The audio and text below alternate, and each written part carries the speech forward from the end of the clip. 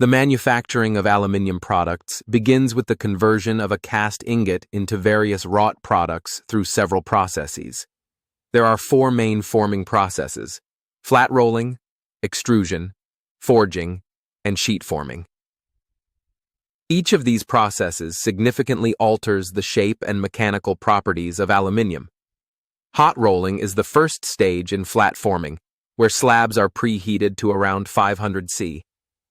Rolling to a thickness of 7 mm often occurs without reheating, which causes the temperature to drop during deformation. Cold rolling involves various mills adapted to different alloys and strip dimensions. Techniques like applying tension are crucial, especially for very thin strips, ensuring precision in the product's shape. The extrusion process allows for the creation of complex cross-section products in one operation, performed on large extrusion presses capable of handling substantial loads, around 7,000 tons for heavy sections. Forging of aluminium alloys occurs at approximately 400 C, primarily serving the aerospace industry, but increasingly used in commercial products like truck suspension units and racing car components. Sheet metal forming takes place at room temperature and encompasses bending, stretch forming, and deep drawing, with products ranging from aircraft fuselages to beer cans. A cast ingot can be transformed into a foil as thin as 7 micrometers, illustrating the substantial change in shape. An ingot of 5 mm long and 300 mm thick can produce foil stretching approximately 200 km in length.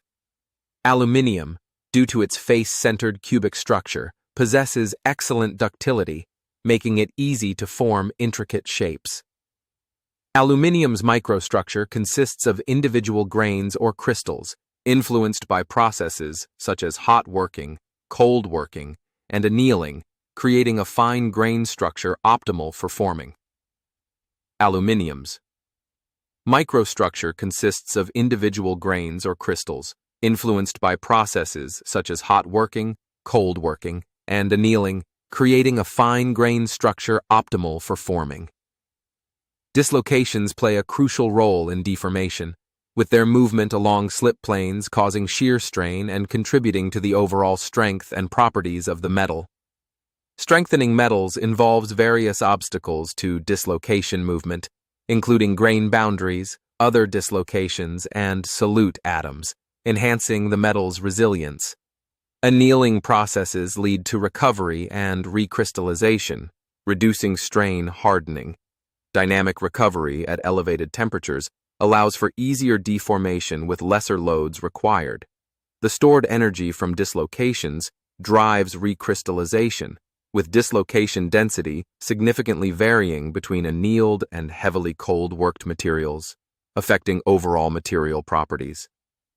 The strain rate sensitivity of pure aluminium increases above 200 C, highlighting the importance of dynamic recovery at high temperatures during processing. Thank you for watching. If you found this information useful, please like, comment, and subscribe.